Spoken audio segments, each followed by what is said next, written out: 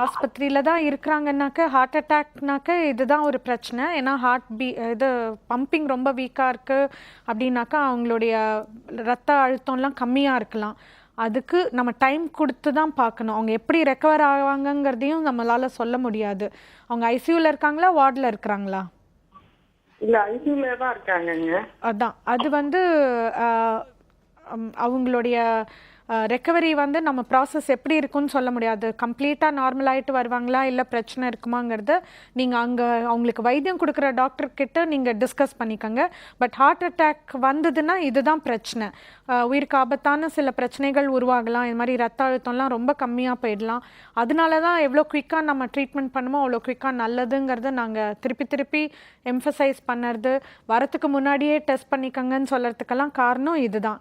ஏன்னா எதுனா சில பேர் நல்லாயிடுவாங்க, சில பேருக்கு ப்ராப்ளம்ஸ் இந்த மாதிரிலாம் டெவலப் ஆகலாம். நீங்கள் உங்கள் டாக்டர்கிட்ட டிஸ்கஸ் பண்ணிக்கோங்கம்மா. அதை கால் பண்ணதுக்கு ரொம்ப நன்றிமா. நிகழ்ச்சியை தொடர்ந்து பாருங்கள்.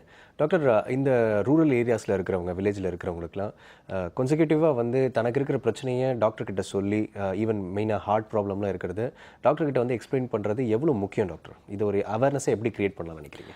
ஐ திங்க் நம்ம இந்த மாதிரி பேம்ஃப்லெட்ஸ் எல்லாம் கொடுக்கலாம். Maybe government can take initiatives. இந்த மாதிரி ப்ரைமரி ஹெல்த் சென்டர்ஸுங்கிறது எல்லா இடத்துலையுமே இருக்குது. ஃபஸ்ட்டு அங்கே இருக்கிற டாக்டர்ஸ்க்கு ஒரு ப்ரோக்ராம் மாதிரி கொடுத்து அவங்கள ட்ரெயின் பண்ணி அவங்கள விசிட் பண்ணுற ஒவ்வொரு பேஷண்ட்டுக்கும் அவங்க இந்த மாதிரி இதெல்லாம் லைஃப் ஸ்டைல் டிசீசஸ் அப்படிங்கிற மாதிரி தான். நம்ம எப்படி வாழ்க்கை முறையை நடத்துகிறோமோ அதுக்கேற்ற மாதிரி வர வியாதி இதெல்லாம்.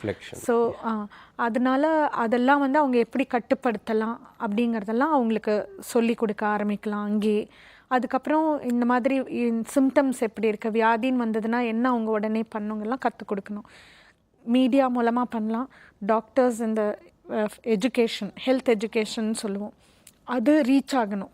அங்கே லோக்கலாக ஃபங்க்ஷன் பண்ணுற அந்த நர்சிங் ஸ்டாஃப், அந்த doctors and primary health centres எல்லாருக்குமே இதெல்லாம் தெரிஞ்சு அவங்க மூலமாக அதை நம்ம மக்களுக்கு தெரியப்படுத்துறது ரொம்ப அவசியம். அதே மாதிரி இந்த ஒர்க் அவுட்ஸை ப்ரொவோக் பண்ணுற மாதிரி இந்த மாதிரியான விஷயங்களும் இப்போ ரீசெண்டாக ஹெல்த் விஷயமா நிறைய யூடியூப்லேயோ இணையதளங்கள்லையோ பண்ணிகிட்டு இருக்காங்க அப்படின்னு நினைக்கிறேன்.